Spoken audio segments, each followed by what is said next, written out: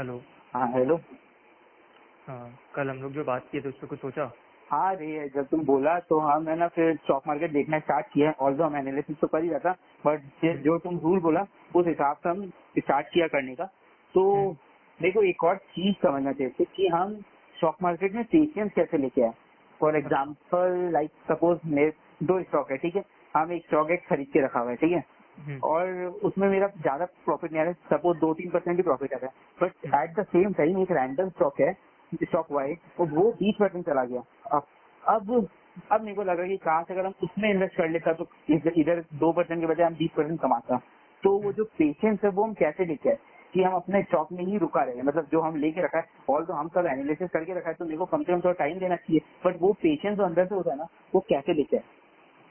देखो, इसमें सबसे बड़ा इम्पोर्टेंट चीज तो ये है कि तुम जो स्टॉक उठा रहे है, इतना सारा स्टॉक है, 1000। हर मार्केट में अलग अलग नंबर ऑफ स्टॉक्स है। तुम अगर एक मार्केट में भी हजारों स्टॉक है, 1000 से भी ज्यादा, 3, 3.5, 4 हजार स्टॉक है, तो तुम्हारे पास जो एक स्टॉक है, जरूरी तो है नहीं कि वो सेम डे का सबसे हाईएस्ट रिटर्न वाला स्टॉक रहेगा। हेलो। हाँ वो। हाँ, तो ऐसा तो है नहीं कि भाई तुम्हारे पास स्टॉक एक्स है तो अगर कोई दिन में सबसे ज्यादा कोई स्टॉक चढ़ता है तो वो स्टॉक एक्स ही होगा, इसका प्रोबेबिलिटी तो बहुत कम है।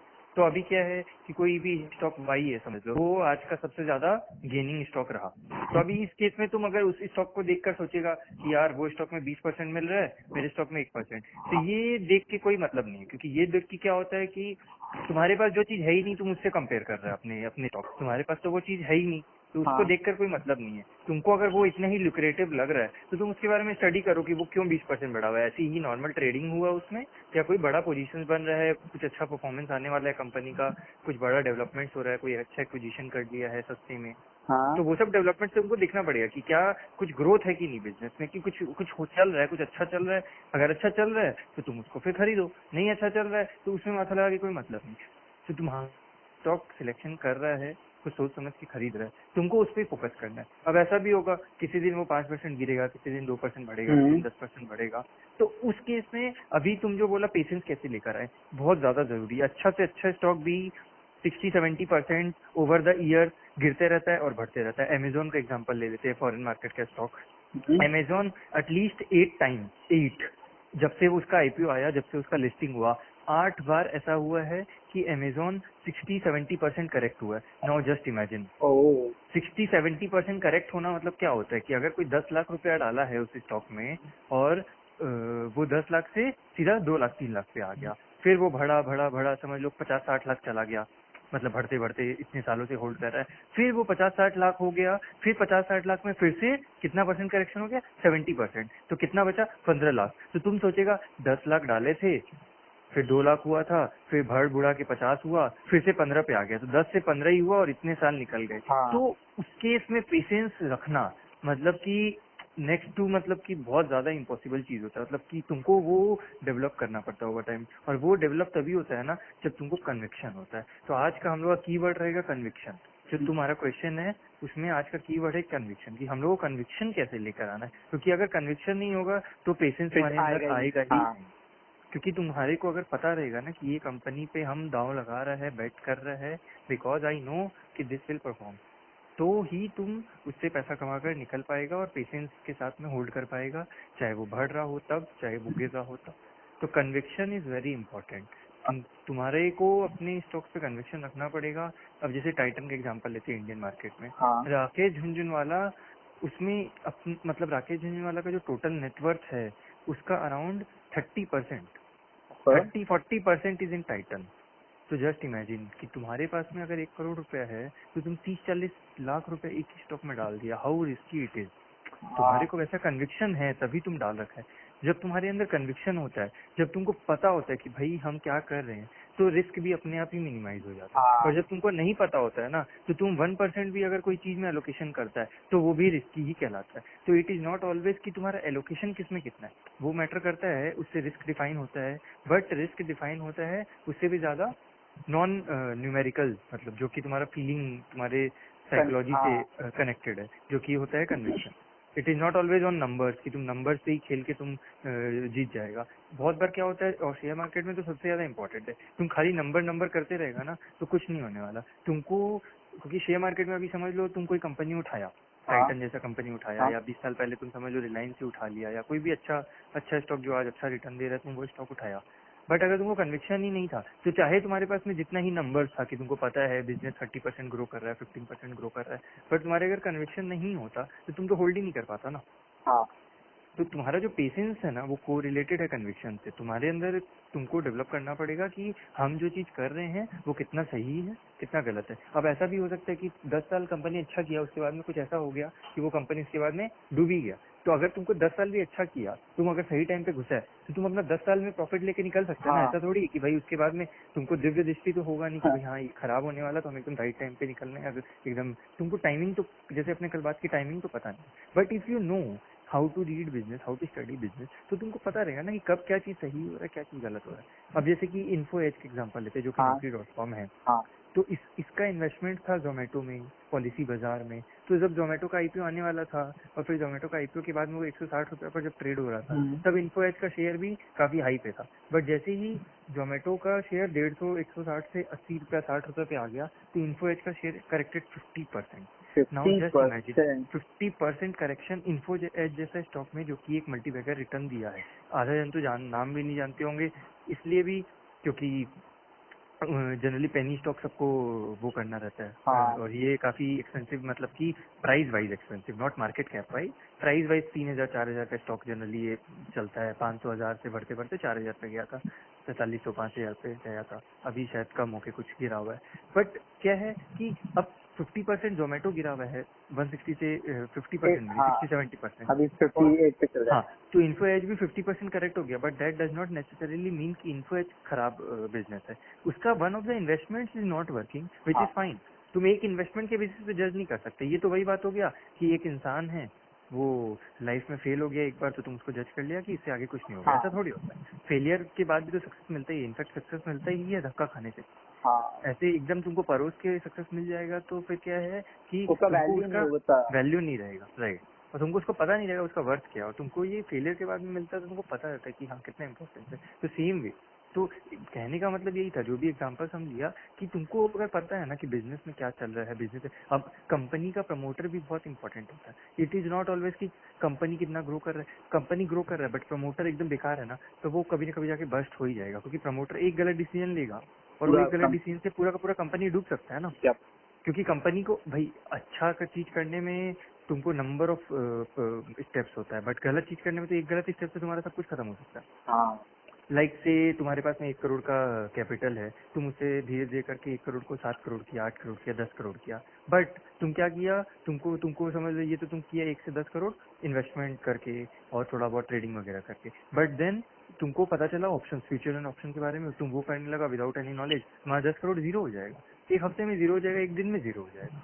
तो ये वही चीज है कि बढ़ता भी है, 10 करोड़ से तुम 200 करोड़ भी कर सकता है, बट वैसा तुम्हारे अंदर स्किल होना चाहिए। तो यहाँ पर कहने का मतलब यही है कि एक गलत डिसीजन से तुम्हारा सब कुछ साफ हो सकता है, अच्छा राइट। हाँ तो ये वही बात हो गया कि तुम्हारे को पेशेंस लाना है तो तुमको कन्विक्शन लाना कंडीशन आना पड़ेगा, और पड़ेगा। कन्विक्शन लाने के लिए तुमको बिजनेस समझना पड़ेगा, बिजनेस के रिसर्च प्रमोटर मतलब का मतलब पूरा कंडीशन रिसर्च। वही कि तुमको रिसर्च अच्छे से करना पड़ेगा कि तुम सपोज एक स्टॉक खरीदा है तो उस स्टॉक के बारे में देखो हर चीज मतलब हर चीज तो नहीं बट बेसिक तुमको अच्छा आइडिया होना चाहिए भाई हम जानते हैं स्टॉक तुमको को। कंपनी का बिजनेस के बारे में हाँ पता होना चाहिए और कंपनी का बोर्ड मेंबर्स के बारे में पता हाँ होना चाहिए कि चिंदी चोर नहीं है कोई जो तुमको पैसा कभी शेयर होल्डर्स को बांटेगा ही नहीं। चाहे कंपनी कितना ही कमा ले, वो लोग खाली उसको इधर उधर करेगा पैसा को। तो वैसा कंपनी में तुम्हारा पैसा नहीं बनेगा। बट अगर कंपनी अच्छा है और उसका आदमी जो चला रहे हैं, ओनर्स प्रमोटर्स आर गुड, तब तुम्हारा पैसा बनेगा, भरपूर पैसा बनेगा। तो पर वही है कि ये तुम्हारा मोर ऑफ कन्विक्शन से रिलेटेड। तुमको बिजनेस का अंडरस्टैंडिंग तो हो गया, तुमको सब कुछ पता है, business is also doing good, but तुम 100% देखते ही तुम सोचा कि अब और नहीं ले पाएंगे, तुम उसको प्रॉफिट बुक करके निकल गया। 100 से वो 1000% बढ़ा, 2000% बढ़ा, बट तुम तो पहले ही निकल गया था। तुम तो पैसा डबल करके निकल गया, तुमको लगा बहुत कमा लिए। अब तुम भाई 10 लाख किसी में डाला, 10 लाख का 20 लाख हुआ, तुमको लगा 10 लाख आ रहा है, बट वो 10 lakh went on to become 20 crore, 50 crore, 100 crore, पर तुम तो पहले ही निकल गया।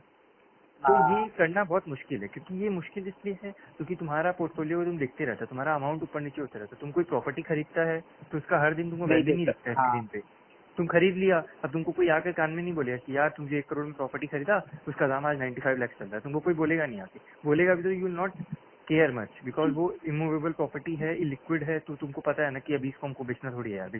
तो शेयर्स में भी तुम इससे रिलेट कर सकते हैं, मतलब हम तो इसी से रिलेट कर रखा है कि इमूवेबल प्रॉपर्टी, लिक्विड प्रॉपर्टी हम उसको समझ रखा है कि लिक्विड हम लोग को दिखता है इजीली, बाय सेल मारो खत्म, ट्रांजेक्शन हो गया, पर हम उसको ऐसे मानने का कोशिश करते हैं कि नहीं, इतना इजीली नहीं होना चाहिए, इतना इजीली होता है इसलिए लोग पैसा नहीं बना पाते ना। तो भीड़ से अलग कुछ करना है तो आपको भी तो अलग करना पड़ेगा ना।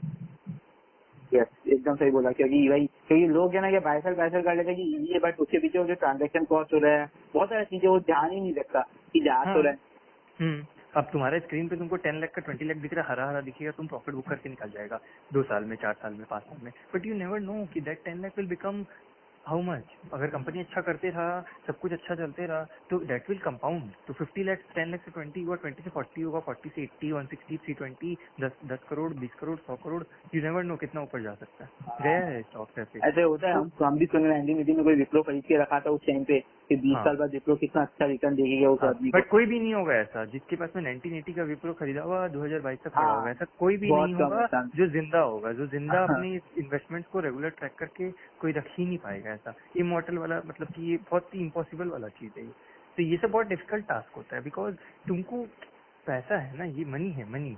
तो अगर आप देखोगे स्क्रीन पे कि अरे 1 लाख डाला था विप्रो में, वो आज के दिन 450 करोड़ हो गया लेट से, तो आपको ये लगेगा ना, अगर 450 करोड़ में विप्रो किसी दिन 5% भी नीचे गिरता है, आपका कितना परसेंट, आपका 22 करोड़ रुपए गिर जाएगा। हाँ, तो आपको लगेगा ना कि अरे 20-22 करोड़ एक दिन में, तो उस केस में क्या होता है ना कि आप नहीं उसको होल्ड कर पाते हो। तो डाइवर्सिफिकेशन करना जरूरी है, उस केस में डाइवर्सिफिकेशन करना चाहिए, बट ऑल्सो आपको वही है कि बिजनेस के बारे में पता होना चाहिए। अब आपको इन आउट पता रहने के लिए भी काफी उसके लिए स्किल्स और वैसा हाँ, नॉलेज और वैसा आपका ग्रुप्स होना चाहिए।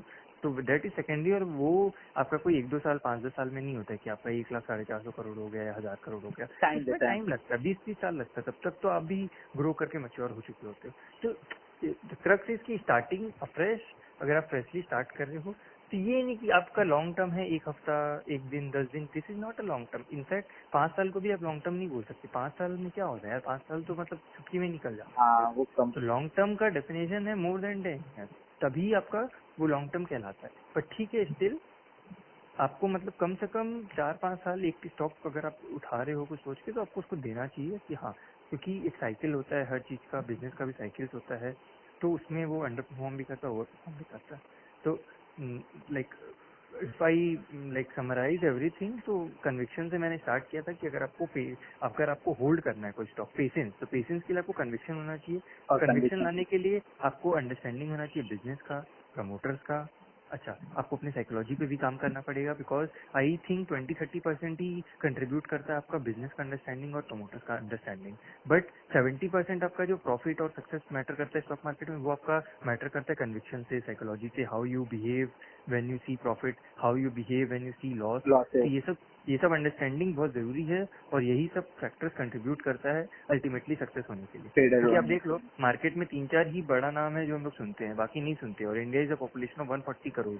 तो क्यों नहीं सुनते? बिकॉज सबको लगता है कि हम लोग आगे कर लेंगे, बट नहीं कर पाते हैं, कोई नहीं कर पाते। एफडी का रिटर्न भी बीट नहीं कर पाते लॉन्ग टर्म में इन्वेस्टिंग में। हाँ, तो सोचो, इतना टाइम देकर, इतना रिस्क लेकर, इतना अपना हार्ट बीट ऊपर नीचे करके, if you are not even beating FD return, या let's say you are only making 8-10%, तो भी वर्थ नहीं है ना। 8-10% अगर आप इंडियन जैसे मार्केट में करोगे, अमेरिका में 8-10% चलता है, बिकॉज वहाँ पर negative interest rate, 0% interest rate ऐसे चलता है, तो वहाँ 10% भी बना लिया तो आपका काम हो गया। बट इंडिया में तो आपको 5-6% बैंक में ही बैंक ही मिल रहा दे है देगा डिपॉजिट, ये। तो आप फिर खाली 2-3% के लिए इतना अपना क्यों ब्लड प्रेशर को ऊपर नीचे करोगे for few money, few amount. Like अगर आपके पास में 100-500 1000 करोड़ है, तो 2-4% भी बहुत मैटर कर जाएगा। बट अगर आप 2-4-5-10-20 लाख से कर रहे हो, तो 2-4% तो कुछ मायने नहीं रखेगा, आपको उतना ज्यादा कुछ फर्क नहीं पड़ेगा। तो इसीलिए आपको अगर मार्केट में करना है, तो धीरे धीरे अपना अंडरस्टैंडिंग बढ़ा के you should am more than 15% at least 15-18% आपको एम करना पड़ेगा, और धीरे धीरे आपका जैसा स्केल हो, उस हिसाब से आप अपना रिटर्न बना सकते हो हाँ, बाय इन्वेस्टिंग। बाकी और भी एवेन्यूज है पैसा कमाने का मार्केट में, but I am talking solely about investing right now. तो इन्वेस्टिंग में आपको ये सब चीज का ध्यान रखना है। पेशेंस को आप हमेशा से कन्विक्शन से कोरिलेट करके सोचोगे, तो आप बहुत थोड़ा- इजी, हाँ समझ में आएगा क्योंकि तो कैसे स्टार्ट करना चाहिए। थोड़ा डाइवर्ट कर पाओगे अपने आप को उस फेज में जब आपको लगेगा कि अरे प्रॉफिट बुक कर लेते हैं, या फिर लॉस के फेज में लगेगा कि नहीं लॉस कंटिन्यू करते हैं, जब कॉस्ट पे आएगा तब निकलेंगे। तो ये सब चीज आपको समझना पड़ेगा बिजनेस से कि भाई लॉस हो रहा है तो क्यों हो रहा है। अगर अच्छा बिजनेस नहीं है तो आपको उसको बेचना है, आप उसको होल्ड करके रखोगे तो कोई सेंस नहीं है ना। आप फ्रूट्स लेकर आ रहे हो, एक फ्रूट खराब हो गया तो आप अगर रख के रखोगे सारा का सारा फ्रूट खराब होगा। हाँ तो इसलिए अगर आपका एक इन्वेस्टमेंट अगर खराब चल रहा है, आपको लग रहा है कि इसका कुछ नहीं होने वाला, why are you sticking to it. आप सोचते हो कि हम अगर स्टॉक ए में पैसा लूज किए तो स्टॉक ए से ही रिकवर करेंगे, कहीं ऐसा थोड़ी लिखा। आप स्टॉक ए को बेचो और स्टॉक बी में डालो, अगर स्टॉक बी परफॉर्मिंग गुड तो आपका पैसा भी रिकवर होगा और आपका कुछ गेन्स भी हो जाएगा। यही स्टॉक ए में रखोगे तो आपका कैपिटल तो जाएगा ही, बाकी आपका जो अपॉर्चुनिटी कॉस्ट है वो भी जा रहा है। तो मतलब कि वही है कि ज्यादा बड़ा नहीं करते हुए I will just and it with the word conviction. Conviction is the key in the market. समझ में आया। हाँ चल और भी डाउट्स है बट वो नेक्स्ट पॉडकास्ट पे अपन हाँ बताएंगे। हाँ, yeah I will continue with the next one. Bye bye. चल बाय।